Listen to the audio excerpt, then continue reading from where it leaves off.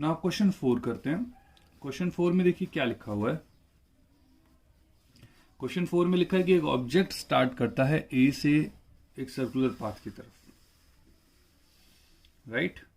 वो circular path travel कर रहा है और उसे जो टाइम लिया वो 40 सेकेंड लिया कंप्लीट सर्कल करने में। तो कंप्लीट सर्कल करने में अगर उसने 40 सेकेंड्स लिए तो अगर मैं इसको 0 लगाता हूं 0 टाइम से, तो यहां पहुंचा होगा वो 10 सेकेंड्स में, क्योंकि 40 सेकेंड्स कंप्लीट, तो आधा पाथ उसने 20 सेकेंड्स में कंप्लीट किया होगा। और इस हाफ सेमी सर्कल का भी हाफ 10 सेकेंड्स में कंप्लीट किया होगा। और यहां पे जो टाइम लगा होगा वो 30 सेकेंड्स लगे। क्या यहां तक क्लियर है? अब हमें एवरेज स्पीड और एवरेज वेलोसिटी वापस से वही निकालनी है, तो मैंने सब पॉइंट्स को ले दिया, ए बी सी डी नाम दिया हुआ है। अगर मैं ए से ए की बात करता हूं तो एवरेज स्पीड क्या होगी? टोटल डिस्टेंस अपॉन में total time. Total distance is actual path covered, तो एक्चुअल पाथ उसने कवर किया A B C D A वापस से। ये क्या पूरा एक सर्कल है? पूरा सर्कल है, तो सर्कल का हम पहले भी देख चुके हैं, जो सर्कमफ्रेंस होता है क्या वो 2 पाई आर होता है। और टोटल टाइम 2 पाई आर में हम अगर वैल्यू डालें तो 2 इंटू 22/7 इंटू में R which is 14 divided by total time. Total time कितना है? 40 सेकेंड्स। तो 2 इंटू में 22, 7 से करेंगे तो 2 रह जाएगा, तो ये 2 होगा डिवाइडेड बाय 40। 2 2 जा 4 या 4 10 जा 40। तो हेंस जो वैल्यू आई वो आई 22/10, या फिर हम लिख सकते हैं 2.2 मीटर पर सेकेंड। क्या आप लोग क्लियर है? सिमिलरली अगर मैं एवरेज वेलोसिटी की बात करूं तो एवरेज वेलोसिटी होगा total displacement upon total time. लेकिन इनिशियल पोजीशन से घूम के वो वापस इनिशियल पोजीशन पे आ गया है, क्योंकि टोटल डिस्प्लेसमेंट क्या होता है? प्लीज मेरे साथ साथ बोलिएगा ताकि आपको अभी रिवाइज हो जाए, आपको बार बार इस चीजों को ना पढ़ना पड़े, एक ही बार में आपको सही से समझ में आ जाए, राइट। तो टोटल डिस्प्लेसमेंट होती है final position minus initial position. तो टोटल डिस्प्लेसमेंट क्या होता है? Final position minus initial position. तो फाइनल पोजीशन और इनिशियल पोजीशन क्या सेम है? तो इसका मतलब टोटल डिस्प्लेसमेंट सेम रहेगा, सॉरी 0 रहेगा। तो 0 होगा तो 0 अपॉन में टोटल टाइम 0 ही रहेगा, तो आंसर इज 0 मीटर पर सेकेंड, राइट। नाउ अब पाथ देखते हैं ए से सी के बीच में। अब ए से सी हमें दिख रहा है कि ए से सी हमारा एक सेमी सर्कल है। अब सेमी सर्कल अगर है तो सेमी सर्कल का जो सर्कमफ्रेंस होगा वो क्या होगा? तो वो होगा हमारा पाई आर। तो वापस से हम देखते हैं एवरेज, ये हमारा ए सी पाथ के लिए average speed, total distance upon total time. Total distance हम पहले भी निकाल चुके हैं, इसलिए मैं उस पर ज़्यादा नहीं कहूँगा। जिन बच्चों ने पहले वाला लेक्चर ना देखा वो प्लीज़ जाके मेरा 4th लेक्चर डिस्टेंस डिस्प्लेसमेंट का देखें, उसमें हमने इसके डिस्टेंस और डिस्प्लेसमेंट निकाल रखा है, राइट। नाउ टोटल टाइम हमें सर्कमफ्रेंस पाई आर होगा, टोटल टाइम 20 सेकेंड्स है तो 20 आ जाएगा, क्योंकि 10 और 10 हो जाएगा।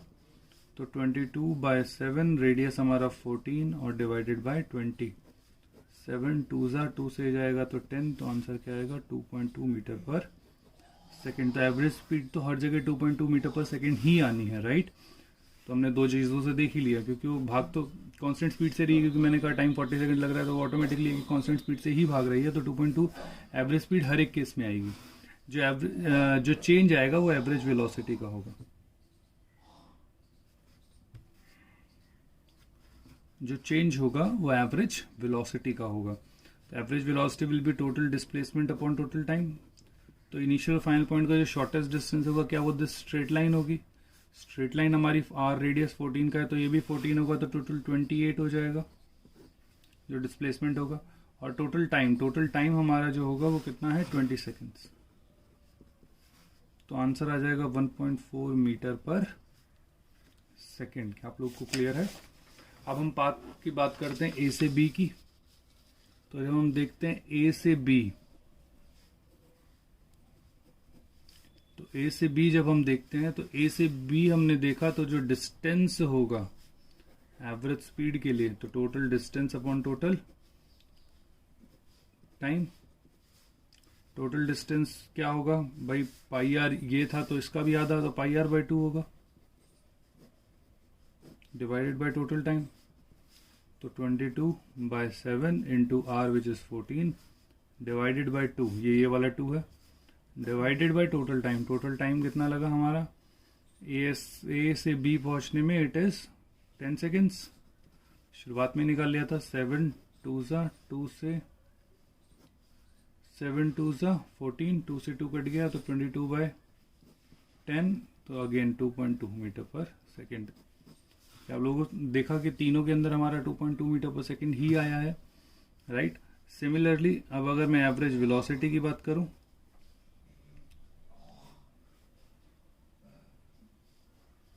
अब मैं एवरेज वेलोसिटी की बात करूं तो वो होगा टोटल डिस्प्लेसमेंट अपॉन में टोटल टाइम।